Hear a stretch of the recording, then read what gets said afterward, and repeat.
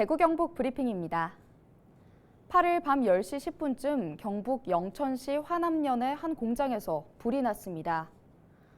신고를 받은 소방당국은 소방대원 33명과 장비 13대를 동원해 진화에 나섰으며 3시간여 만에 불을 완전히 껐습니다. 인명피해는 없었지만 철골 쪽 건물 한 동이 완전히 불에 타고 목재 등이 소실돼 1억 9천만 원 상당의 재산 피해가 발생했습니다. 봉화군의 한 공장에서 넘어진 쇠파이프에 맞아 근로자가 다치는 사고가 발생했습니다.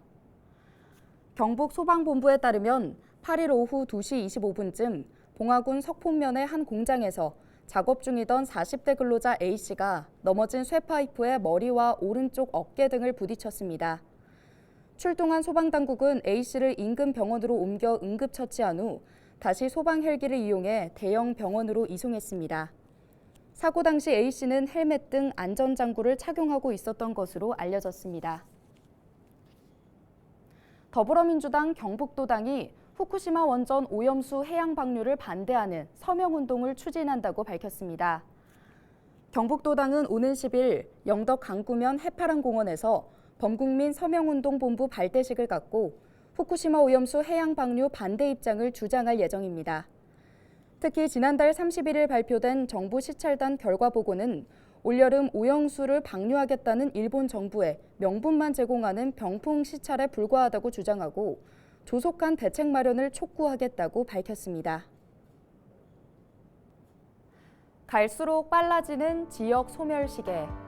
여러분이 태어난 고향이 사라질 위험에 처해 있습니다. 이 문제의 대안으로 떠오른 것이 바로 고향사랑 기부제인데요. 시행된 지 6개월이 지났지만 제도에 대해 아직 잘 모르시는 분들 많으실 겁니다. 고향사랑 기부제 간단히 정리해봅니다. 먼저 기부 상한액은 1인당 연간 500만 원입니다.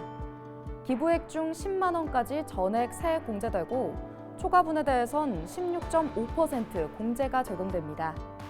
답례품 혜택도 있는데요. 지자체로부터 기부금의 30% 금액 상당의 답례품을 받을 수 있습니다. 기부 방법은 온라인과 오프라인 모두 가능한데요.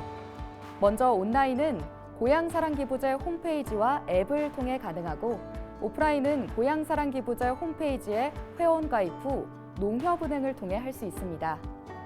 이렇게 모금된 돈은 지역 주민의 복지 증진과 취약계층 지원에 사용됩니다.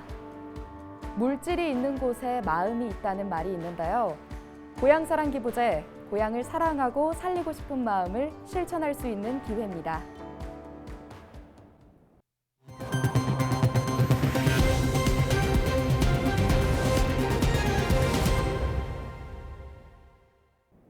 지난 8일 대구 인터불고 엑스코 호텔에서 정부 도심항공교통 연구개발 사업 기업 설명회가 열렸습니다. 대구시가 주최한 이번 설명회에는 국토교통부와 산업통상자원부에서 직접 참여해 정부가 추진 중인 연구개발 기획과제 추진 현황과 지역 기업의 역할에 대해 발표했습니다. 또 민간 기업이 개발 중인 도심항공교통 기체와 배터리, 모터 등의 개발 동향에 대한 내용도 공유됐습니다. 설명회에는 도심항공교통 선두기업과 지역 모빌리티 부품기업, 연구기관과 대학 등이 대거 참가했습니다.